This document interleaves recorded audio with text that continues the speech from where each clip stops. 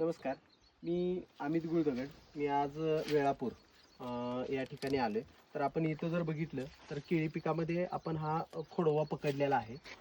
हा खोडवा आहे.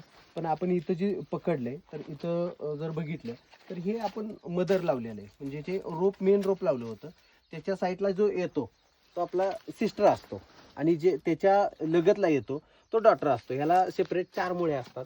ह्याच्याच कंदातला असते, त्यामुळे ह्याला 2 मुळे असतात. तर आता आपल्याला मुद्दा एक करायचा आहे की आज आपण इथं बघतोय तर तो करपा कशामुळे येतो किंवा करपा येण्याची कारणं काय किंवा करपा कुठल्या स्टेजला येतो.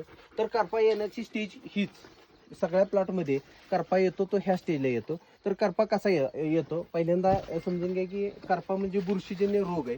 तो बुरशीजन्य रोग कोणतेही असू द्या, हे मेलेल्या किंवा जे निर्जीव व्हायला लागलेल्या किंवा ज्या ह्याच्या वनस्पतीचे अवयव जे नाशवंत व्हायला लागलेले त्याच्यावर रोगाचं इन्फेस्टेशन होत असते किंवा त्याच्यावर प्रादुर्भाव झालेला असतो, त्याच्यावर रोग जगत असतात, बुरश्या जगत असतात. तर आता काय आहे, पावसाचं वातावरण आहे, ह्याच्यावर बऱ्यापैकी रोगाचं इन्फेस्टेशन आहे. पण पाऊस पडतोय आणि पाणी खाली पण उघळून जात नाही. एवढा पण काही जास्त मोठा काही पाऊस नाही आता अजून. तर पाणी येतंय आणि पाऊस ह्याच्यावर थांबतंय, त्यामुळं रोगासाठी फेवरेबल वातावरण आहे बुरशीसाठी डेव्हलप व्हायला.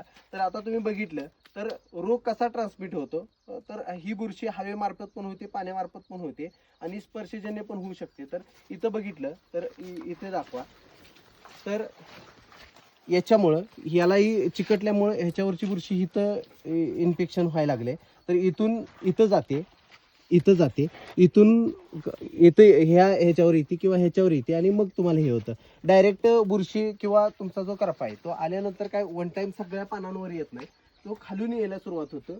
याच्यावर आले की याच्यावर येतो, नंतर याच्यावर. त्यामुळे स्प्रे घेत असताना जे इन्फेक्टेड प्लांट आहे किंवा इन्फेक्टेड जे लीव्ज आहे, जे पान आहे त्याच्यावर स्प्रे घेऊन ह्या पानांच्या देठावर स्प्रे घेतले की कव्हर होऊन जातो. Okay, thank you.